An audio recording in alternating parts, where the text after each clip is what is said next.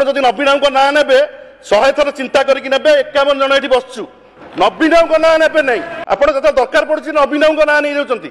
ମୁଁ ଆପଣଙ୍କୁ ସତର୍କ କରାଇ ଦେଉଛି, ଏ ଆଳୁ କଥାରେ ବି ନବୀନ ବାବୁଙ୍କୁ ଟାଣିକି ଆପଣ ପୁରେଇଲେ। ଏଟା ଆପଣଙ୍କର ବ୍ୟକ୍ତିଗତ କଥା ନା ଆପଣ ବାଚାଳାମି କରି କହିଛନ୍ତି ନା ଆପଣଙ୍କ ସରକାରର କଥା? ଏଇଟା ଯଦି ଆପଣ ସରକାର ଏ କଥା ତାହେଲେ ମାନ୍ୟବର ମୁଖ୍ୟମନ୍ତ୍ରୀ କୁହନ୍ତୁ ଯେ ନବୀନ ବାବୁ ଆଳୁ ବନ୍ଦ କରିଛନ୍ତି ବୋଲି। ଆପଣ ଯାହା ପରେ ତାହା ଗପିବେ। ଆପଣ ଯଦି ନବୀନ ବାବୁଙ୍କ ନାଁ ନେବେ 100 ଥର ଚିନ୍ତା କରିକି ନେବେ। 51 ଜଣ ଏଠି ବସିଛୁ, ନବୀନ ବାବୁଙ୍କ ନାଁ ନେବେ ନାହିଁ, ଭୁଲ କଥା କହିବେ ନାହିଁ।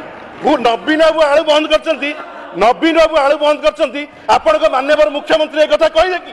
ଆପଣଙ୍କ ମାନ୍ୟବର ମୁଖ୍ୟମନ୍ତ୍ରୀ କୁହନ୍ତୁ, ସରକାର କୁହନ୍ତୁ ଯେ ନବୀନ ବାବୁ ଆଳୁ ବନ୍ଦ କରିଛନ୍ତି।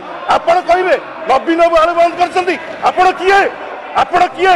5 ଥର ମୁଖ୍ୟମନ୍ତ୍ରୀ ଉପରେ ଆପଣ 5 ଥର ମୁଖ୍ୟମନ୍ତ୍ରୀ ଉପରେ ଆପଣ କହିବେ ଆପଣ କିଏ? ଆପଣ କହିବେ। ଆପଣ ଶୁଣନ୍ତୁ, ଆପଣ ଓଡ଼ିଶାର ଜନତା ଆପଣଙ୍କୁ ଭୋଟ ଦେଇଛନ୍ତି। ଆପଣ ମାନ୍ୟବର ମନ୍ତ୍ରୀ ହେଇଛନ୍ତି। ଆପଣଙ୍କ କର୍ତ୍ତବ୍ୟ ଯେ ଯେତେ ରେଟ୍ ବୃଦ୍ଧି ଘଟିଛି ସେ ରେଟ୍ ବୃଦ୍ଧିକୁ ଆପଣ କମାନ୍ତୁ ଏବଂ ଯେଉଁ ହୋଇକି ରେଟ୍ ବଢ଼ି ଚାଲିଛି ଆପଣ ଆଳୁ ଆଣନ୍ତୁ, ପିଆଜ ଆଣନ୍ତୁ। ନାଫେଡ୍ ଜରିଆରେ ଆପଣ ଲେଖିଛନ୍ତି ନାଫେଡ୍ ଜରିଆରେ 30 ଟଙ୍କାରେ ପିଆଜ ଦିଆହେଉଛି। ଭୁବନେଶ୍ୱରରେ, କଟକରେ, ସାରା ଓଡ଼ିଶାରେ, କୋରାପୁଟରେ ନାଫେଡ୍ ଜରିଆରେ 30 ଟଙ୍କାରେ ପିଆଜ ଦିଆହେଉଛି। ମାନ୍ୟବର ମନ୍ତ୍ରୀ ଉତ୍ତର ରଖିଛନ୍ତି ନାଫେଡ୍ ଜରିଆରେ ପିଆଜ ଦିଆହେଉଛି। ନାଫେଡ୍ ଜରିଆରେ ଦିଆହେଉଛି।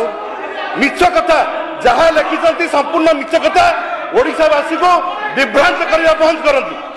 ଧନ୍ୟବାଦ।